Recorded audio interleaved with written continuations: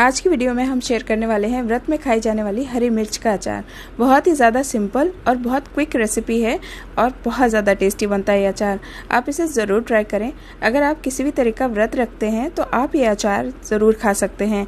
Guys, अगर आप किसी और तरीके की व्रत में खाई जाने वाली रेसिपीज़ देखने में इंटरेस्टेड हैं तो आप हमारे चैनल पर विज़िट कीजिए और जाइए, देखिए व्रत से रिलेटेड कई सारी रेसिपीज़ अवेलेबल हैं। ये रेसिपी पसंद आए तो वीडियो को लाइक और शेयर ज़रूर कीजिएगा।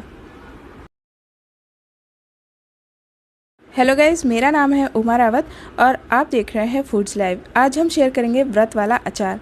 व्रत वाला अचार बनाने के लिए सबसे पहले हम स्टफिंग तैयार करेंगे। स्टफिंग में हमने 1/4 चम्मच काली मिर्च का पाउडर ले लिया है और 1 बड़ा चम्मच हम भुना हुआ जीरा पाउडर लेंगे।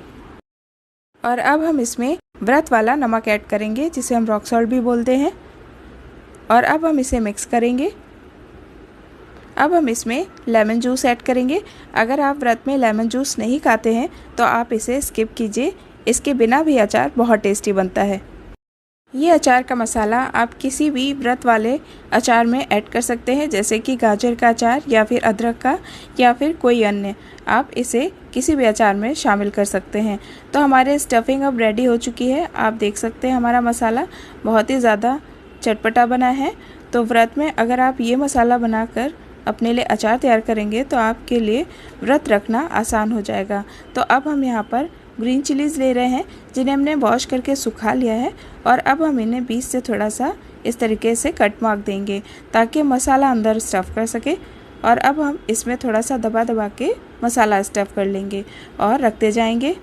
इसी तरीके से हम बाकी की मिर्च भी तैयार कर लेंगे। मैंने यहाँ पर पतली वाली तीखी मिर्च ली है। आप इसकी जगह पर जो कम तीखी आती है, थोड़ी सी मोटी होती है, वो ले सकते हैं। तो यहाँ पर हमारी मिर्चियाँ सारी भरकर तैयार हो चुकी हैं।